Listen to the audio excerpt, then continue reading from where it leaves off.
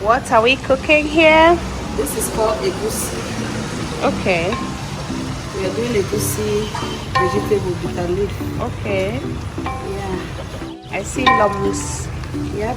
What did you do to get the lumps? I use a spoon. Okay. And then I put it little by little. Okay. The whole point is that when you make your vegetable, you get lumps. Then most people like the lumps. Yes, I like the lumps too. Oh, you do? Yeah. I don't care about the lumps. I like it when it's cut up, but most people like the lumps. So what do you do to get the lumps? Because a lot of people don't know. Just like me, I used to struggle. If you see the whole process is clean the egusi, blend it, mix it in water like a paste. Okay, like, thick paste. Like a thick paste, thicker than the normal peanut butter paste we have on the store. Okay. Thicker. Okay. And then use a spoon, you scoop it like you scoop ice cream. Yeah. And you put it in boiled water. The water is already poured. Okay. Scoop by scoop. Okay. And then it becomes like this. All right. And the whole point of doing this is to make sure it doesn't get burned. All right. Yeah. That's why you use a wooden spoon. That's why we use a wooden spoon. Exactly.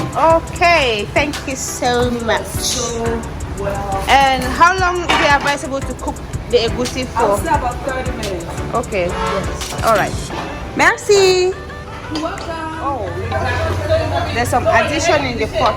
Yes, I've added dry fish and dry beef. Okay. That's what I've added.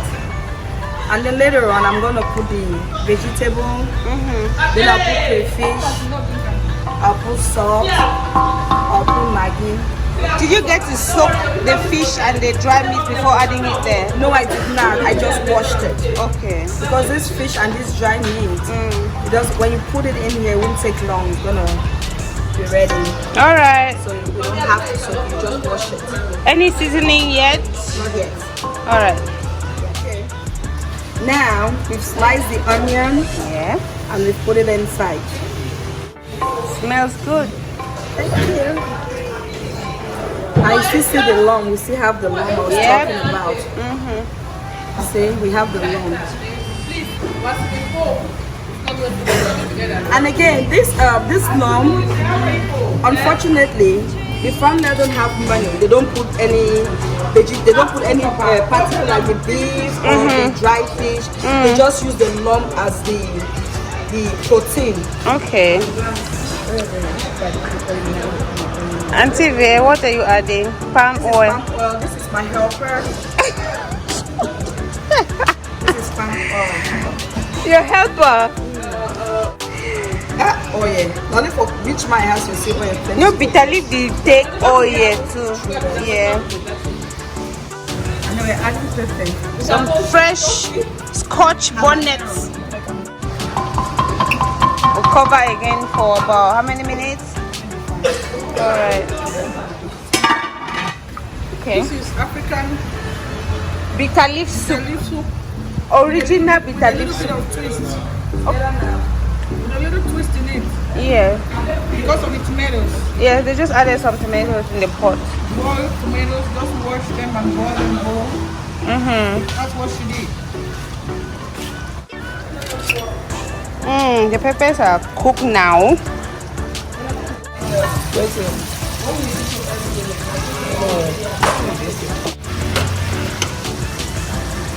White pepper. More white pepper. Oh, country onion. Okay. This is real traditional bitter leaf with all the traditional flavors. Yeah, it's more better.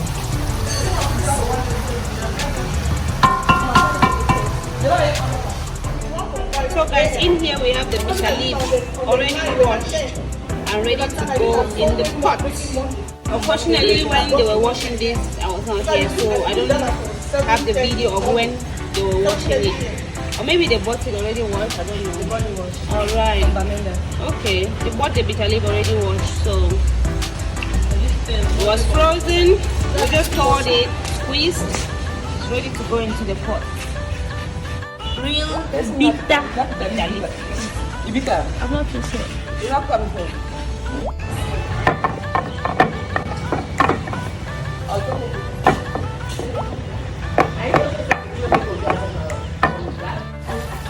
guys, we just added ginger and garlic paste.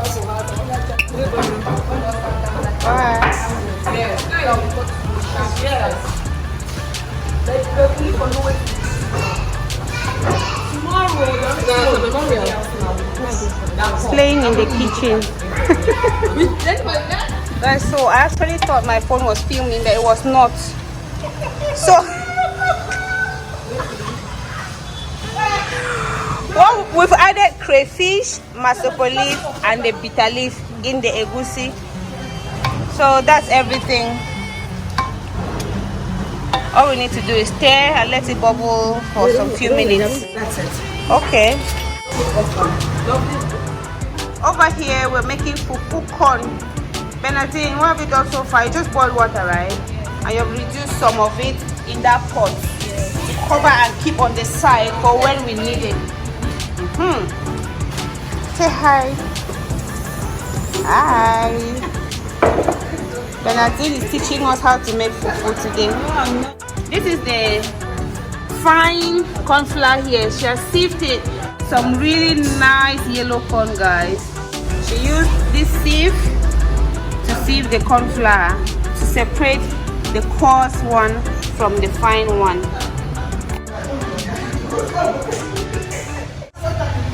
So Bernardine is adding some fine corn flour into cold water to mix it up.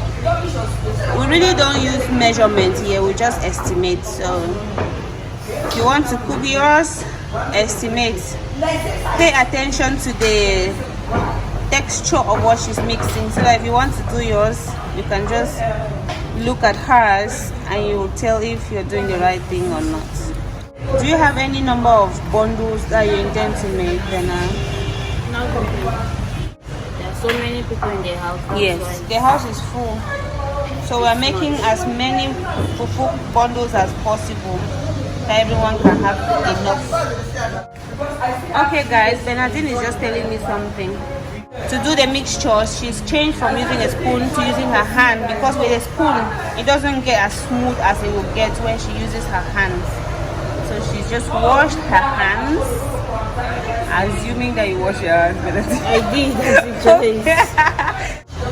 You mix this up till you get a smooth consistency. Yes.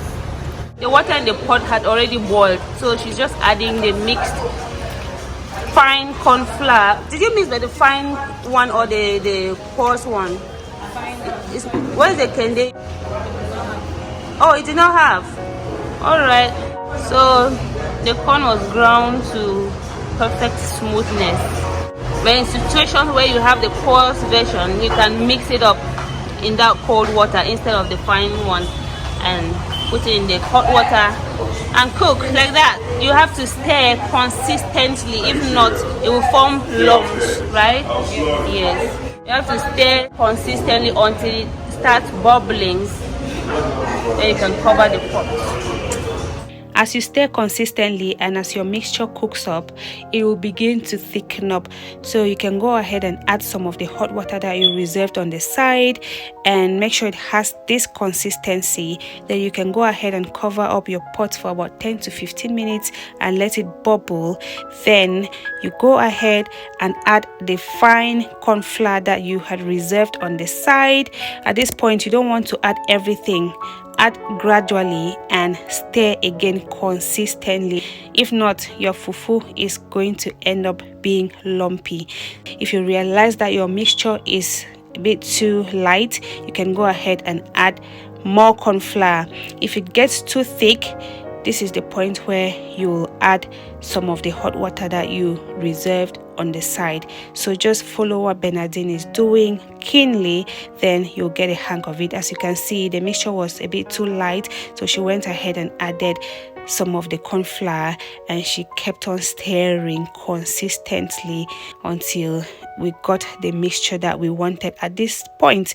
After that, you need to add a bit more water, some of the hot water that you put on the side, and just give it a gentle mix and cover your pot again for about 10 to 15 more minutes and let it cook properly. Make sure that you have consistent fire under your pot. If not, your fufu will not cook properly. So yeah, go ahead and cover up the pot, and now it's been cooking for about 10 to 15 minutes. We're going to give it the final stir. Again, you need to stir consistently to have the right texture, and you don't want your fufu at this stage to be hard, because if it gets too hard when you are still cooking it, by the time you finish and tie it, when it gets cold, it's going to be as hard as a stone. So make sure that your fufu is a bit light before you tie it up, so that when it gets cold, it will just have the right texture. And yeah, we've finished cooking the fufu. Now it's time to tie it up. If you're lucky to find yourself where there are leaves, you can use it to wrap up your fufu, or if not, you can just put all the fufu in a food flask and everyone can serve from there. It will keep your fufu warm. Or worst case scenario, you can go ahead and use plastic papers to tie your fufu. That's not a very healthy option, but in the case where we don't have a food flask or leaves, we go ahead and tie our fufu in plastic papers. Thank you so much for watching, guys. If you learned a thing or two, give this video a huge thumbs up, and if you've not yet subscribed to this channel, kindly consider subscribing for more food, family and lifestyle vlogs, and for chit chat about very relatable topics. I love you all. Stay blessed, stay safe, continue to drink a lot of water, and mind the business that pays you. I'll see you in my next video, guys. Bye. Thank you, Bena. Welcome.